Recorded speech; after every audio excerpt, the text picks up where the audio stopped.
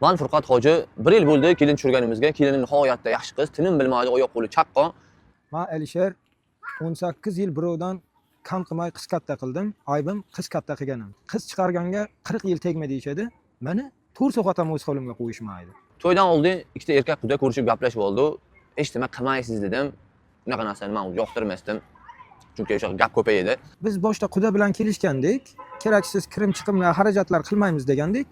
Lekin xotinim bir jo'natib ko'raylikchi, olishmasa boshqa qilmaymiz dedi. Gapida jon bor edi.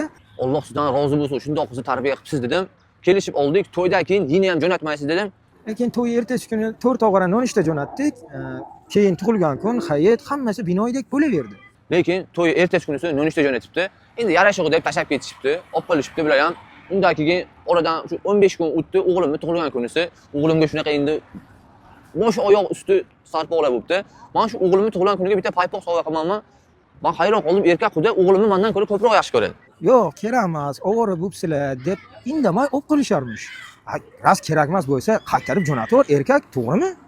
Ba'zida xafa bo'lib ketaman, shu narsalarga nima bizni qarab qolgan joyimiz bormi? Xotin kelib qo'y shunaqa narsalarni qilmasin deyman. Xotin aytadiki, "Voy, odamlar nimalar qilmaydi qizi uchun. Bu arzimagan bitta ikkita tog'ora bilan buni qildi deyilmaydi." deydi. Bilmasam, aralashmay qo'ydim, bilgan bu qiyin edi deyman. Ishim yo'q. Ovora bo'libsizlar shart emas degan boshqa, ko'tar, bizga kerak emas. Boshda erkaklar gaplashgandu degan boshqa, aka, to'g'rimi? Siz mana ayting. Bu erkak quda bilan biz ikki kishi erkakchasiga gaplashganmiz o'shanda. Qilma degandaki, qilma o'g'il bola.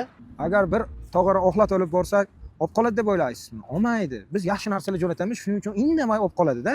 Lekin to'g'ri ish qilishmadi. Nima kerak bor shu narsalarni? Yuzimga oyoq qo'yishdi. Ko'cha-ko'yda sal nomus qiladigan olib qoldim. Lekin tabani shirin qilishadi shu o'yladigilar. Bir yomonim o'sha ayda mayli, qancha bo'lsa qilaveraman, lekin boshda unda erkakchasiga gaplashib olaylik deb safsatavozlik qilishning nima keragi bor edi? Hali tugur kuyov yaxshi bola, mayli. Shu azmuncha narsa bilan hech bola o'zgarmaydi, baxtli bo'lsa bo'ldi-da, nima deymiz? Xotin aytadi, biz ham qizimizga qilganmiz-ku, ular ham qiladi dedi. Men hayron qolaman, lekin o'shanda erkak quda olmasa, men qilmasdim. Addushi qilmayman o'zasi. Odamni ichini bilmas ekansiz. Erkaklarda lafz qolmadi, ayollarda hayo qolmadi. Dardingni aytgani bir odam qolmadi. Erkakni dardini yostiqdan boshqasi eshitmas.